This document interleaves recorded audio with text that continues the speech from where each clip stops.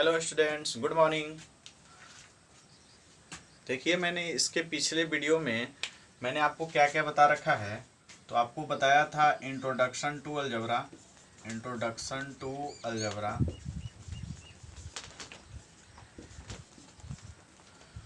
और basic knowledge of polynomial है ना, बेसिक ऑफ पॉलिनोमियल,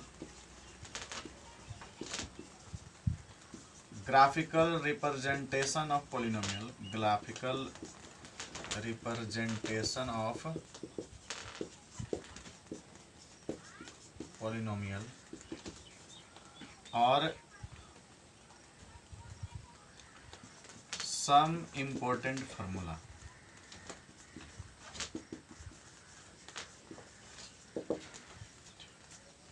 मैंने आपको ये चार टॉपिक, मेन टॉपिक्स जो थे मैंने वो करवा दिया है।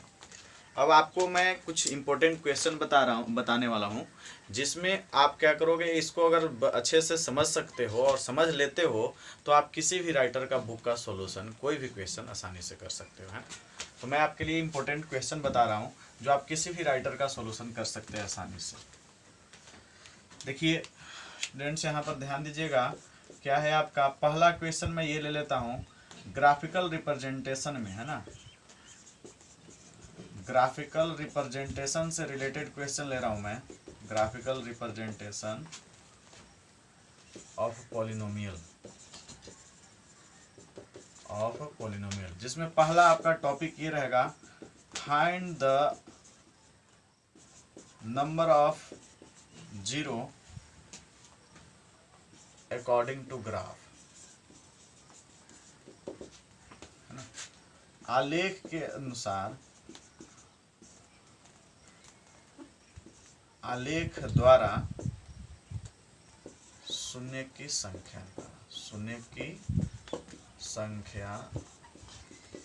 निकाल। हमारा ये पहला क्वेश्चन है, ठीक है। ग्राफ के द्वारा हम लोग कैसे शून्य की संख्या निकालते हैं। मैं आपको कुछ ग्राफ बना रहा हूँ इसमें। देखिए आपका ये ग्राफ है, इस तरह से हमने ले लिया, ठीक है। फिर आपका मैं एक और ग्राफ ले लेता हूँ, ये हो गया आपका।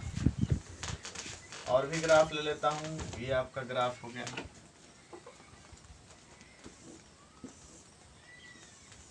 ये है ग्राफ आपका, ये ग्राफ आपका है।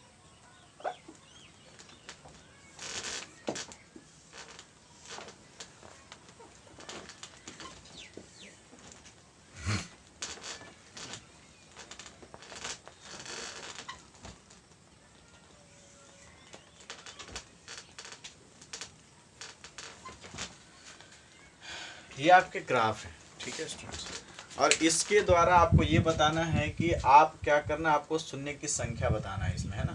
आपको इसमें क्या बताना है, शून्य की संख्या, नंबर ऑफ जीरो फाइंड करना है। कैसे नंबर ऑफ जीरो को फाइंड करेंगे उस पर देखिए। आपको हमने बताया था टॉपिक बेसिक, इसके बारे में जब बताया था, ये आपका पहला ग्राफ है, ये दूसरा ग्राफ है, ये आपका तीसरा ग्राफ है, चौथा, पांचवा,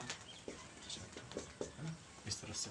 और भी एक ग्राफ बना लेते हैं अच्छे से और समझ में आने के लिए, ठीक है। ये हमने 7 में ले लिया। देखिए आपके पास मैंने 7 एग्जांपल्स दिए हैं ग्राफ का, और इसमें आपको ये बताना है नंबर ऑफ जीरो। क्या फाइंड करना है आपको, नंबर ऑफ जीरो फाइंड करना है। नंबर ऑफ जीरो आपको फाइंड करना है। नंबर ऑफ जीरो कैसे फाइंड करेंगे, यहाँ पर देखिए आपका, ये हमने आपको बेसिक नॉलेज में बताया था कि नंबर ऑफ जीरो फाइंड करने के लिए आपको ये देखना है ग्राफ के अंदर कि एक्स एक्सिस को कितना बार इंटरसेक्ट किया है। जो आपका लाइन है, जो आपका इसके अंदर जो ग्राफिकल रिप्रेजेंटेशन हुआ है, उस ग्राफिकल रिप्रेजेंटेशन में ये आपका एक्स एक्सिस कितना बार कटा है, एक्स एक्सिस को कितना बार इंटरसेक्ट किया गया है, कितना बार काटा गया है, कितना बार छुआ गया है, कितना बार टच किया गया है ना। ये चीज़ आपको देखना है किसमें, नंबर ऑफ जीरो फाइंड करने में। देखिए इसमें ये आपका एक्स एक्सिस होता है, ये आपका वाई एक्सिस होता है। जो हॉरिजॉन्टल होता है उसको हम लोग क्या बोलते हैं, एक्स एक्सिस, और जो वर्टिकल होता है उसको हम लोग क्या बोलते हैं, वाई एक्सिस। तो आप देखो यहाँ पर एक्स एक्सिस को इसमें किसी ने काट रखा है, इसमें एक्स एक्सिस को, इसमें जो है आपका एक्स एक्सिस को कोई रेखा काट रखा है, नहीं काट रखा। इसने तो वाई रेखा को काट रखा है। ये जो आप ग्राफ बनाए हो किसको काट रखा है, वाई एक्सिस को काट रखा है ना। इसमें आपको किसको इंटरसेक्ट कर रखा है, वाई एक्सिस को, एक्स एक्सिस को इंटरसेक्ट तो किया ही नहीं। यानी यहाँ पर आपका जो नंबर ऑफ जीरो हो गया, नंबर ऑफ जीरो कितना हो गया, शून्य हो गया, क्योंकि एक्स एक्सिस को इसने इंटरसेक्ट ही नहीं किया, इसने एक्स एक्सिस को इंटरसेक्ट नहीं किया, तो आपका नंबर ऑफ जीरो कितना हो गया, जीरो हो गया। इसमें देखिए एक्स एक्सिस है आपका ये वाला, ये वाई एक्सिस है, एक्स एक्सिस को 1 पॉइंट पे इंटरसेक्ट किया है। दैट मीन्स कहने का मतलब है कि नंबर ऑफ जीरो कितना है आपका यहाँ पर 1, नंबर ऑफ जीरो कितना है आपका 1। यहाँ पर देखिए आपका एक्स एक्सिस को कहाँ कितने पॉइंट्स पर इंटरसेक्ट कर रखा है, 2 पॉइंट्स, एक यहाँ पर और एक यहाँ पर, तो आपका नंबर ऑफ जीरो आपका कितना हो गया, 2, नंबर ऑफ जीरो क्या हो गया, 2।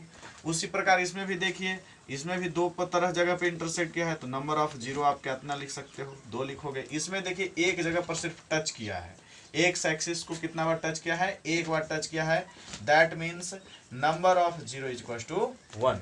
यहाँ पर एक्स एक्सिस को कितना बार इंटरसेक्ट कर रहा है, एक बार। वाई एक्सिस को तो देखना ही नहीं, आपको सिर्फ देखना है किसको, एक्स एक्सिस को, तो एक्स एक्सिस आपका कितना है, एक बार इंटरसेक्ट हुआ है, तो नंबर ऑफ जीरो कितना हो गया, इसका भी 1। इसमें देखिए एक्स एक्सिस को कितना बार इंटरसेक्ट किया है, 1 2 3 है ना, 3 टाइम्स इंटरसेक्ट किया हुआ है ना, आपका ये कितना बार क्या हुआ है, 3 टाइम्स इंटरसेक्ट किया है, तो नंबर ऑफ जीरो आपका कितना है इसमें 3, नंबर ऑफ जीरो कितना है 3।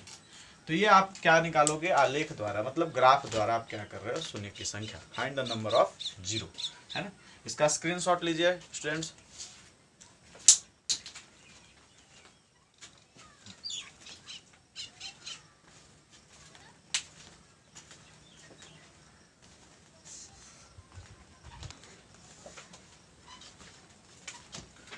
क्या है अगला टॉपिक आपका, क्या है, आइडेंटिफाई द पोलिनोमियल, बहुपद का पहचान, है ना। तो बहुपद का पहचान अब हम करेंगे ग्राफ के द्वारा, किसके द्वारा, ग्राफिकल रिप्रेजेंटेशन के द्वारा हम लोग क्या करेंगे, पोलिनोमियल को पहचानेंगे। दूसरी टॉपिक आपका ये हुआ, हमने एक ग्राफ ये ले लिया है, एक ग्राफ यहाँ पर ले लेते हैं, एक ग्राफ यहाँ पर ले लेते हैं, इसको भी हम कुछ एग्जाम्पल्स के माध्यम से समझा देते हैं। और किसी भी राइटर का बुक हो, कोई भी बुक हो, आप यही ट्रिक लगाना है, आपको पहचानना हो, कुछ भी करना हो, आपको यही ट्रिक का प्रयोग करना है ना। आइडेंटिफाई द पोलिनोमियल, आपको क्या करना है, पोलिनोमियल को पहचानना है। देखिए मैं फिगर बना देता हूँ, इस तरह से एक मैंने फिगर बना लिया है, एक फिगर ये बना लिया मैंने, है ना। एक आपका जो है इस तरह से मैंने बना दे रखा है फिगर को, ठीक है। एक आपका मैंने फिगर इस तरह से बनाया है, और एक आपका फिगर इस तरह से बन गया है, और एक आपका फिगर इस तरह से बन गया है, ठीक है। ये आपका दिया हुआ है, आपके टोटल 6 मैंने ग्राफिकल रिप्रेजेंटेशन किया हुआ दिया हुआ है। और इसमें आपको पहचानना है कि कौन सा पोलिनोमियल है, किस पोलिनोमियल का ये ग्राफिकल रिप्रेजेंटेशन है, ये आपको ध्यान देना है। किस पोलिनोमियल का ग्राफिकल रिप्रेजेंटेशन है, आपको इस बात पर ध्यान देना है, ठीक है।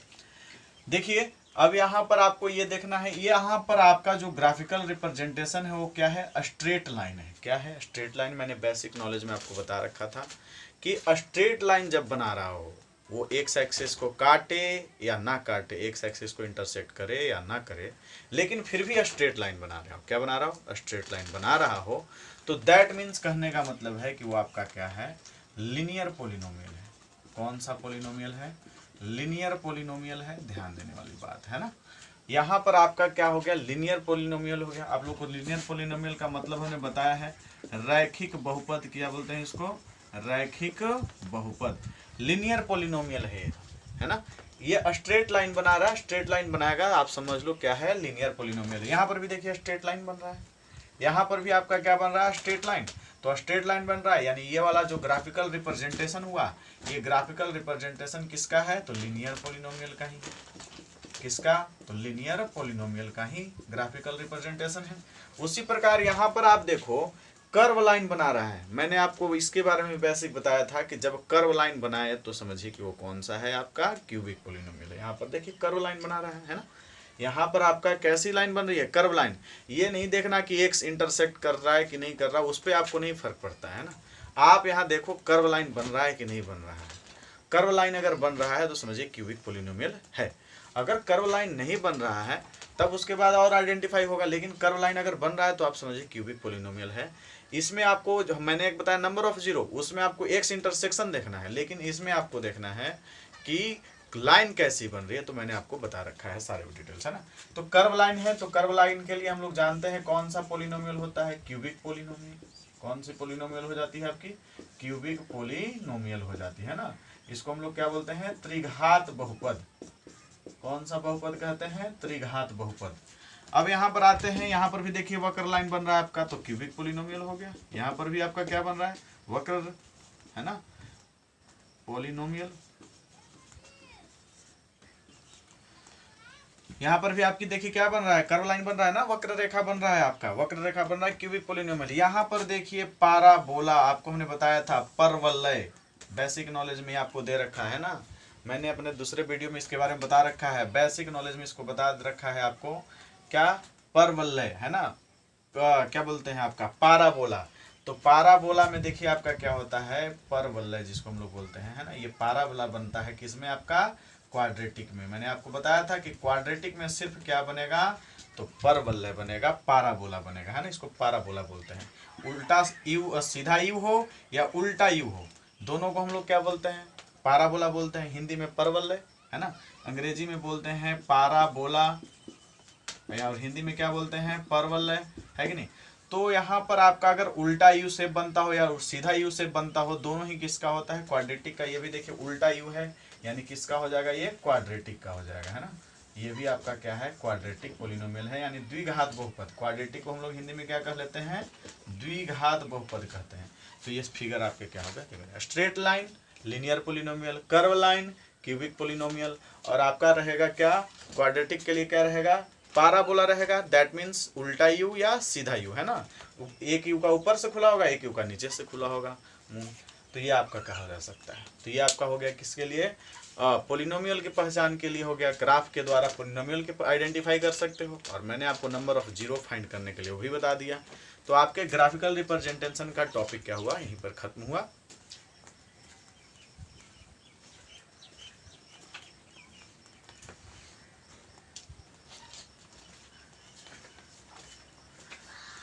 देखिए अगला क्वेश्चन आपका क्या है?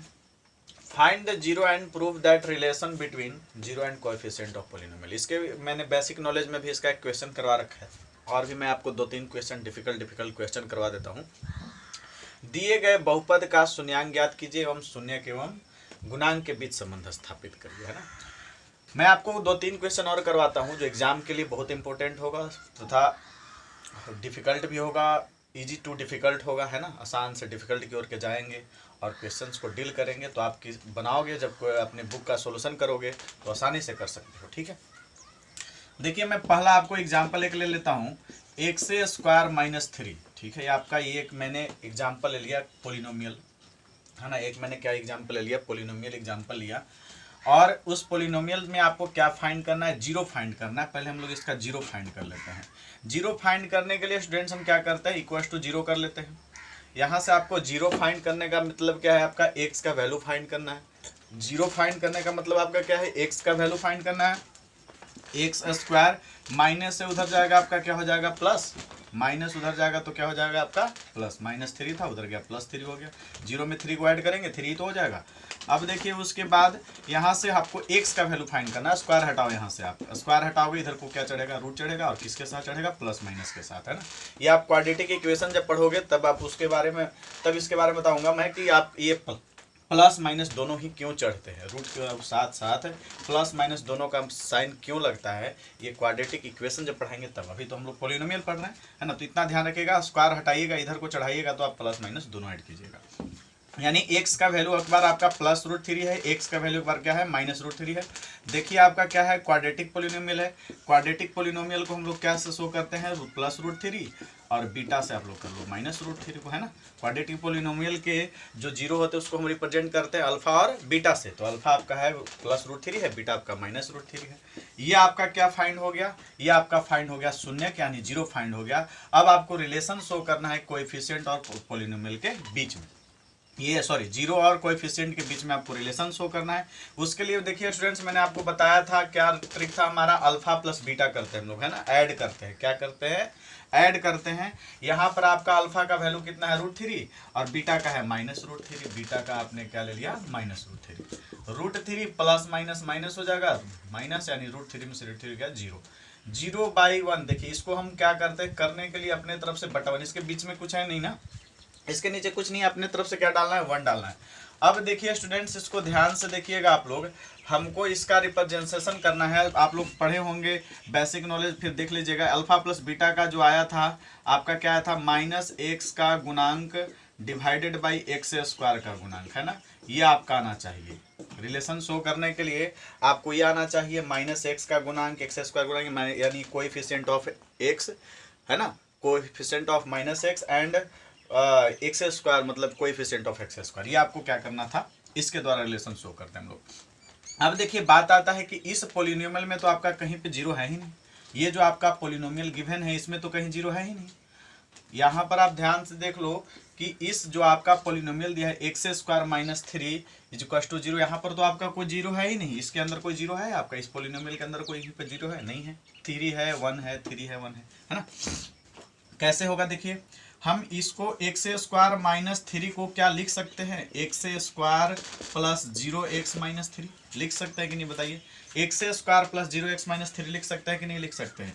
या ये भी हम लोग लिख सकते हैं एक्स स्क्वायर -0x -3 लिख सकते हैं कि नहीं। 0x लिखा जा सकता है कि नहीं। 0x करोगे 0 ही रह जाएगा, और 0 रह जाएगा तो फिर -3 ही रह जाएगा, आपका यही रह जाएगा, है ना। यहाँ पर भी वही कर लो, दोनों में से कुछ भी हम लिख सकते हैं, प्लस वाला भी माइनस वाला भी, दोनों का मीन्स वही हो जाएगा आपका, है ना।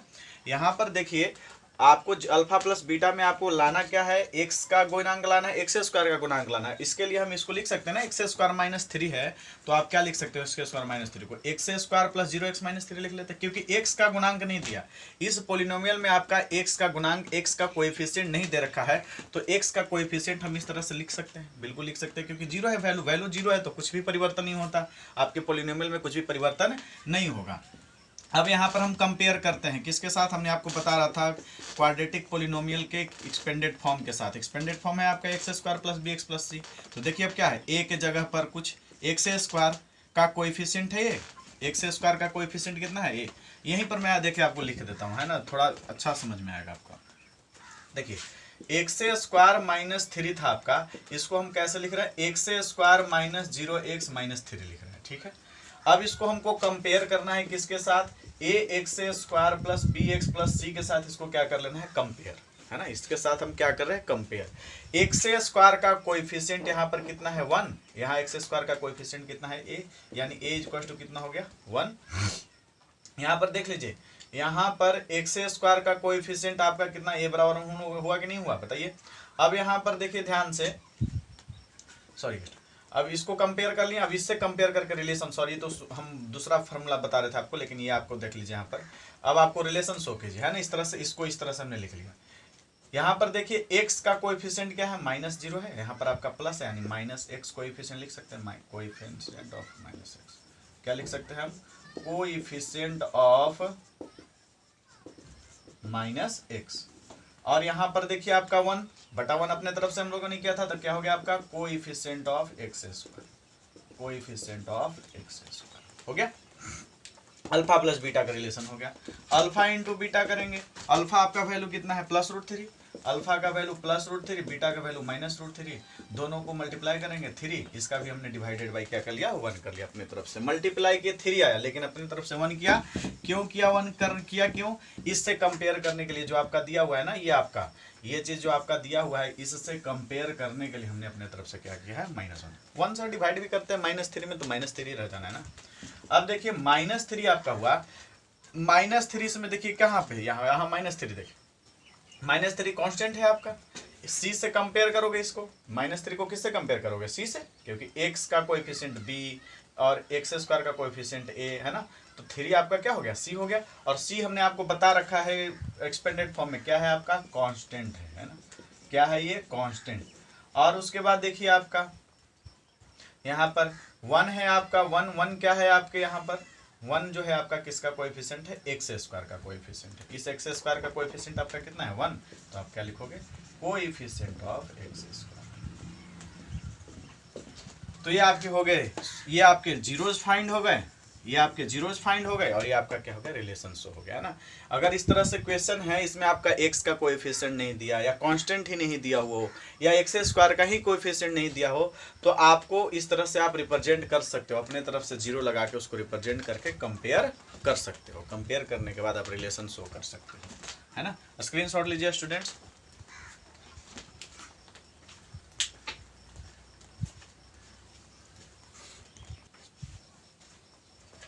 देखिए अब आपका अगला क्वेश्चन क्या है, 3x² माइनस एक्स माइनस 4 है, ये हमने ले रखा है ना। बीजी थोड़ा किया, अब उससे थोड़ा और डिफिकल्ट करते हैं।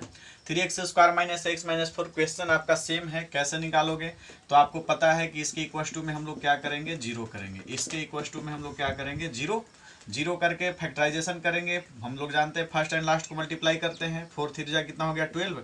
12 को तोड़ करके आपको लाना है 1, यानी 3x² plus 3x minus 4x minus 4 equal to 0 हो जाएगा आपका, बिल्कुल होगा।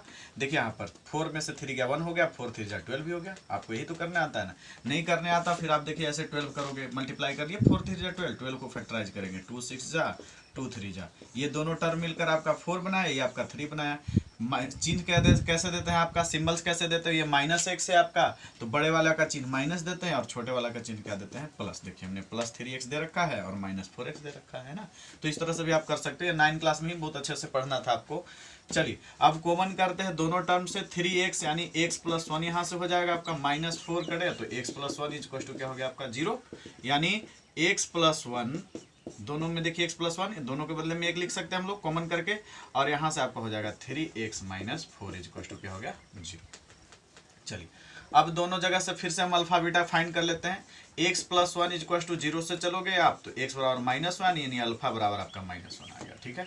3x माइनस 4 इक्वल टू 0 से चलोगे तो यहाँ से आपका x कितना आ जाएगा, 4/3, माइनस था उधर गया प्लस, डिवाइड मल्टीप्लाई में था इधर डिवाइड, यानी बीटा आपका कितना हो गया, 4/3 हो गया, ठीक है।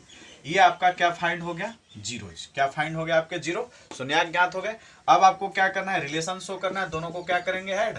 दोनों को क्या कर लेते हैं, ऐड कर लेते हैं। ऐड आपका कितना है, -1 प्लस 4/3, यहाँ से आपका क्या हो जाएगा, 4/3। यहाँ 1 कीजिए, 1 3 का एलसीएम कितना होगा,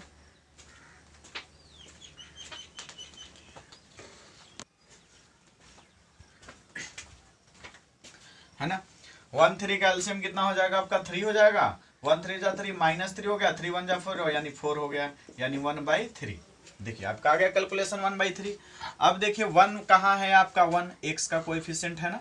x का कोएफिशिएंट आपका कितना है, 1 है, और यहाँ पर प्लस है, यहाँ पर क्या है आपका माइनस। तो हम लिख सकते हैं यहाँ पर क्या लिख सकते हैं, coefficient of x, coefficient of -x लिख सकते हैं, डिवाइडेड बाई 3। देखिए 3 किसका कोएफिशिएंट है, x² का, तो लिख सकते हैं हम लोग coefficient of x², coefficient of x² हम लोग लिख सकते हैं, ठीक है। अब आपको क्या निकालना होता है, अल्फा इंटू बीटा। अल्फा कितना आपका -1 और बीटा आपका कितना है, 4/3, यानी -4/3 करोगे, -4 देखिए आपका कांस्टेंट टर्म है कि नहीं, -4 आपका क्या हो गया, कांस्टेंट हो गया, ठीक है। और 3 आपका किसका है, x² का कोएफिशिएंट है, तो हम लोग लिख सकते हैं coefficient of x², coefficient of x², है ना। तो ये आपका क्या हो गया, रिलेशन शो हो गया। स्क्रीनशॉट लीजिए स्टूडेंट्स।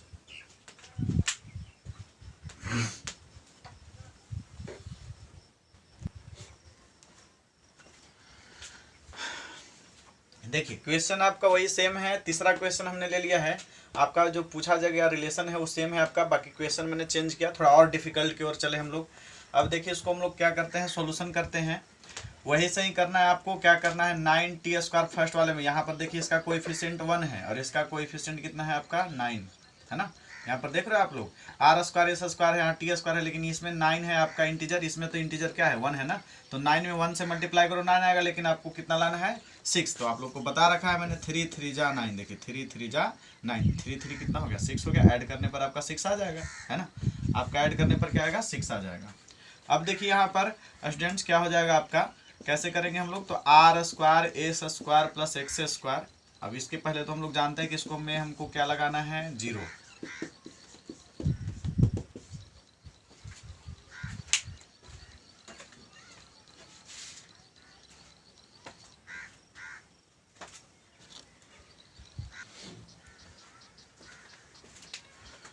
ठीक है, तो अब देखिए इसको हम कैसे कर रहे हैं, फर्स्ट एंड लास्ट को गुना किए, 9 आया, 3 3 जा 9 हुआ, 3 3 कितना आपका हो गया 6 है ना। तो इसको लिख लेते हैं, 2 बार में आपको लिखना है 3 3 में ही, और दोनों में आपका चिन्ह क्या रहेगा, प्लस रहेगा ना, तभी तो जुटेगा दोनों।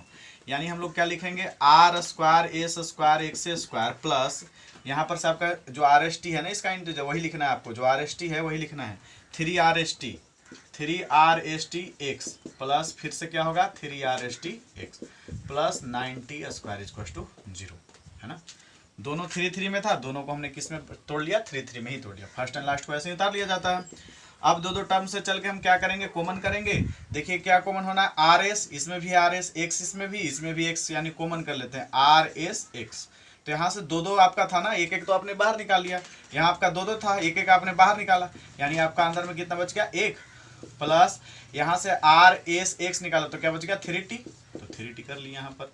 अब इन दोनों टर्म को देखिए, इन दोनों में क्या कॉमन हो रहा है आपका, देखिए यहाँ पर 9 है 3 है, 3 कॉमन हो जाएगा, यहाँ पर t है, यहाँ पर t स्क्वायर है, तो आपका t भी कॉमन हो जाएगा।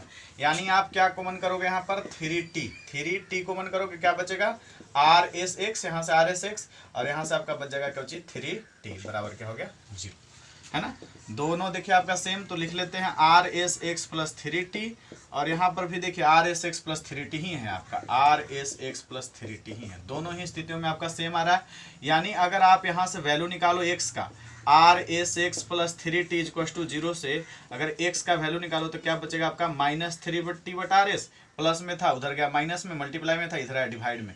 यानी आपका अल्फा भी वही रहेगा, बीटा भी वही रह जाएगा, क्योंकि सेम है ना, दोनों आपका टर्म क्या है, सेम है। तो अल्फा भी आपका उतना ही और बीटा भी आपका उतना ही, 3t/RS, और बीटा बराबर भी आपका क्या होगा -3t/RS। ये हो गया आपका। अब आपको इसमें रिलेशन शो करना है, इसका रिलेशन शो करना है। देखिए कैसे रिलेशन शो करेंगे हम लोग, अल्फा प्लस बीटा फाइंड करेंगे, अल्फा प्लस बीटा है ना। अच्छा 1 मिनट, इसको हम इरेज कर लेते हैं थोड़ा ऊपर वाले को, क्योंकि इसके अंदर आ नहीं पाएगा, इरेज करते हैं इसको।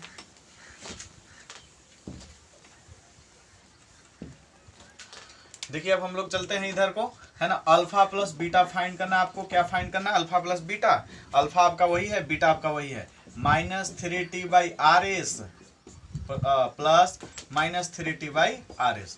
RS का एलसीएम तो RS ही रह जाएगा आपका, यानी -3t यानी कितना हो जाएगा -6t/RS, -60 क्या हो जाएगा RS। अब देखिए यहाँ पर आपको लेना है यहाँ पर, अच्छा इसमें देखिए आपका x का जो कोएफिशिएंट है वो क्या है यहाँ पर स्टूडेंट, 60 थोड़ी है, RS भी तो है ना उसके इंक्लूड, है ना। यानी इसमें आपको RS मिलाना है, आपको x के कोएफिशिएंट के जैसा मिलाना है, तो यहाँ पर आपको RS से ऊपर भी गुना करना होगा, RS से नीचे भी गुना करना होगा, है ना। हमने मिलाने के लिए आपका आया क्या 60, लेकिन x का कोएफिशिएंट में तो RS भी है ना, तो RS को एक बार ऊपर अगर गुना हम लोग करते मल्टीप्लाई करते तो नीचे भी करेंगे मल्टीप्लाई, तो ये आपका हो गया इतना बराबर आपका क्या हो गया 6RST बाई क्या हो जाएगा, RS में RS से करेंगे R² S²। अब देख लीजिए यहाँ पर आपका x प्लस में है, लेकिन यहाँ किसमें है माइनस में, यानी x का कोएफिशिएंट हो गया आपका माइनस, तो यहाँ पर लिखेंगे -x का गुणांक, और यहाँ पर देखिए R² S² किसका गुणांक है, x² का गुणांक है, यानी x² का गुणांक हो गया। ठीक है, अब उसके बाद हम लोग चलते हैं अल्फा इंटू बीटा के लिए, अल्फा इंटू बीटा के लिए चलेंगे। अल्फा आपका वही रहे -3t/RS और मल्टीप्लाई -3t/RS, मल्टीप्लाई की जगह कितना आ जाएगा माइनस माइनस प्लस, यानी 9t² divided by R² S²। 9t² क्या है आपका कांस्टेंट, तो 9t² हम लोगों ने क्या ले लिया, कांस्टेंट ले लिया, और R² S² क्या है आपका, R² किसका गुणांक है, x² का गुणांक है ना। अच्छा हिंदी में लिख रहे थे, हिंदी लिख देते हैं आप, अचर पद है, तो यहाँ पर क्या हो जाएगा आपका x² का गुणांक हो जाएगा। दोनों लैंग्वेज में इसलिए यूज कर रहा हूँ ना कि CBSE BSE भी दोनों के लिए ही उपयुक्त है ना। दोनों बच्चे अगर समझ जाएं तो बहुत अच्छे से अपने बुक को सोल्यूशन कर सकते हैं। चलिए तो ये आपका स्क्रीनशॉट ले लीजिए इसका भी।